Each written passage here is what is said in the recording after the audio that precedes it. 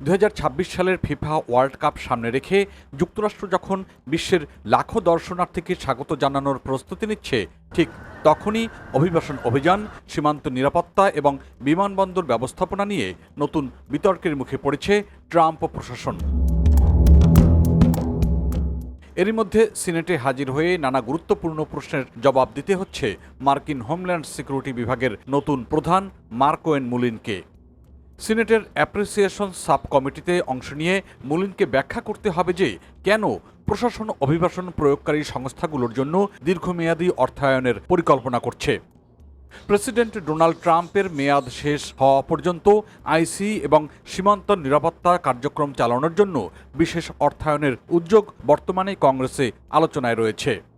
অন্যদিকে বিশ্বকাপকে ঘিরে নতুন উদ্বেগ তৈরি হয়েছে বিমানবন্দরের নিরাপত্তা নিয়ে।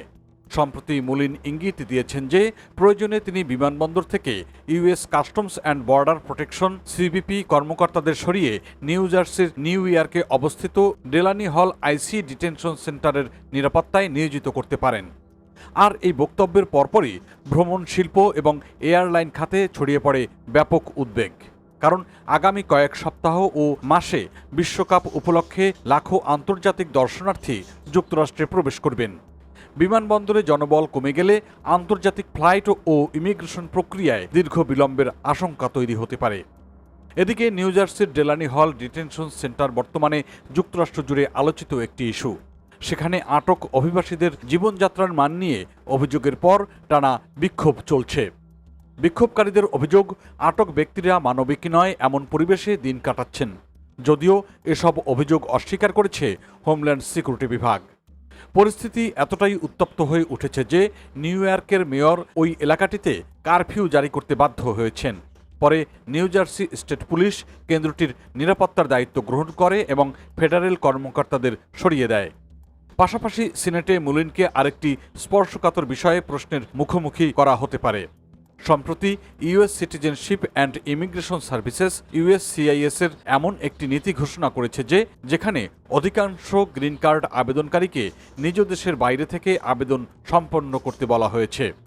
দীর্ঘদিন ধরে যুক্তরাষ্ট্রে বসবাসরত অনেক অভিবাসী দেশের ভেতর থেকেই স্ট্যাটাস পরিবর্তনের মাধ্যমে স্থায়ী বাসিন্দার মর্যাদা পেতেন।